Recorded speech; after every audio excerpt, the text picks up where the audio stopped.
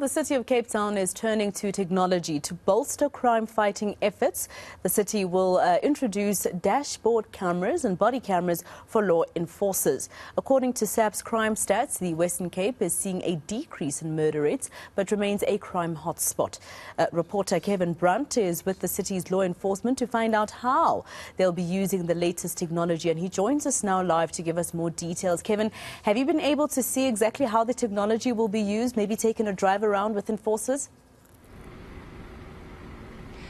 A very good afternoon to you, Masejo. Yes, the law enforcement officials here from the City of Cape Town earlier today showed off some of the infrastructure as well as the new technologies that the vehicles and the officers here within the metro have now been equipped with in efforts to fight crime. As you correctly stated, the overall murder rate in the province did come down, but incidents of crime still on the rise in different areas here within the metro. In particular, gang-related gun violence was singled out by our Provincial Police Commissioner General Thembisile Patekile earlier, and he also emphasized the increasing importance for law enforcement authorities to now make use of technologies in the bid to help them fight crime. So earlier today, the City of Cape Town has announced the 860 million rand investment in such technologies over a 3-year period, and we saw some insight earlier today. We saw some of the monitor and the screens earlier on where some of the vehicles on the road are now transmitting data to this joint operations center here in Goodwood, and that information is now being processed and they can then guide the officers in turn from this unit here. Now, joining me to tell me a bit more about it is Andrew Mortimer. He's the manager for Emergency Incident Command here at the city's Joint Operations Center. Mr. Mortimer, thank you for speaking to us. Can you just tell us exactly what are these technologies that the vehicles such as this one behind me, the highway patrol vehicle, as well as other vehicles within the law enforcement sector in the city have now been fitted with to help fight crime? Sure. Kevin, thanks very much for the opportunity. And I think it's important to note the City of Cape Town has been investing in technology for some time. So CCTV, over 20 years of investment, and the EPIC system, the Emergency Policing Incident Command system, which is our transactional system that we manage all of the Safety and Security Directorate transactions on, has been in for about 7 years, and we've been enhancing it over time. Today specifically we were looking at introducing some of the new technologies and launching them, explaining them to the public. And what we have here is we've introduced body-worn cameras into our offices. We will be introducing 400 in the first phase and another 400 soon afterwards. If we look at the officer standing next to me, you can see the body-worn camera on his chest. These body-worn cameras are twofold. They record evidence, which is important for us. So everything that is witnessed, all interactions that we have with the public are now recorded. It's been proven that it can drastically de-escalate complaints against officers, as well as attacks and hostility towards officers if it's known that they are recording that interaction.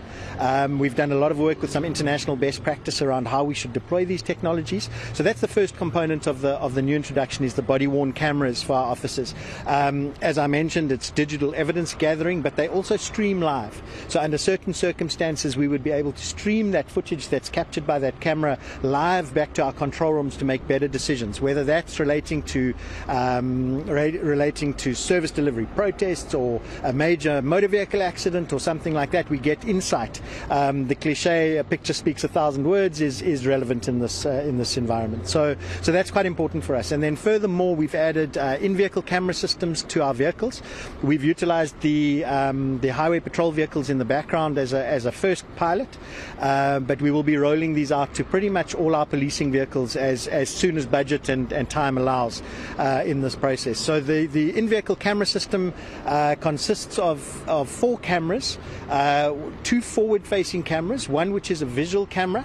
So let's go into the vehicle and I'll show you that. So if you have a look at this, then you can see the forward-facing visual camera.